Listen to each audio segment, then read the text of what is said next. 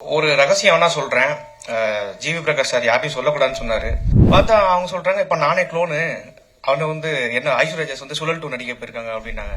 பிரில்லியண்டான cinematographer வந்து Jagadish bro. So என்னைய ரொம்ப அழகா காட்டியிருக்காப்ல. ஸோ அது ரொம்ப சந்தோஷம். வணக்கம். இதான் எனக்கு என்ன பேசுறதுன்னு தெரியல. ஒரு ரகசியம் வேணா சொல்றேன். ஜிவி பிரகாஷ் சார் யாரையும் சொல்லக்கூடாதுன்னு சொன்னாரு. அவருக்கு ஒரு 4 குளோன் இருக்குது. ஒன்னு ஒரு படம் நடிக்குது, ஒரு மியூசிக், இன்னொரு க்ளோன் மியூசிக் போடுது, இன்னொரு படம் தான் இங்கே நடக்குது. என்ன இப்படி நடக்குதுன்னு சொல்லிட்டு ஐஸ்வர்யா மேம்கிட்ட போய் சொன்னேன். இப்போ ஒரு ஷூட்டிங்ல, பாண்டிச்சேரியில ஷூட்டிங்ல பார்த்தா அவங்க சொல்றாங்க இப்ப நானே குளோனு. அவனை வந்து என்ன ஐஸ்வர்யா வந்து சுழல் டூ நடிக்க போயிருக்காங்க அப்படின்னாங்க. ஸோ அப்படி ஒரு பிஸியான ஆக்டர்ஸ் இருந்தும் கூட ரொம்ப ஆர்கனைஸ்டா, ரொம்ப ஷெட்யூல்டா ஷூட்டிங் நடந்தது.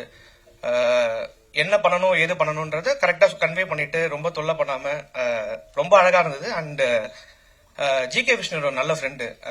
அவரோட ஆரம்ப கட்ட காலத்துல வந்து ஷோரியல் எடிட் பண்ணும்போது பக்கத்துல இருந்தேன். அப்ப நான் சொன்னேன், பிரதர் செம்மையா வருவீங்க, சூப்பரா இருக்கு அப்படின்னு.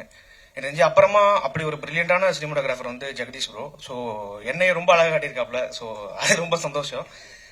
And thank you நட்மக் production for giving me this opportunity. வேற என்ன, அப்புறம் கேப்டன் மில்லருக்கு நீங்க காட்டின ரெஸ்பான்ஸ் ரொம்ப சந்தோஷம். என்னை பத்தி எழுதின எல்லா மீடியா நண்பர்களுக்கும் நன்றி சொல்லிக்க விரும்புறேன். அவ்வளவுதான், வேற எதுவும் இல்லை. நல்ல படம், சூப்பரா வந்திருக்கு.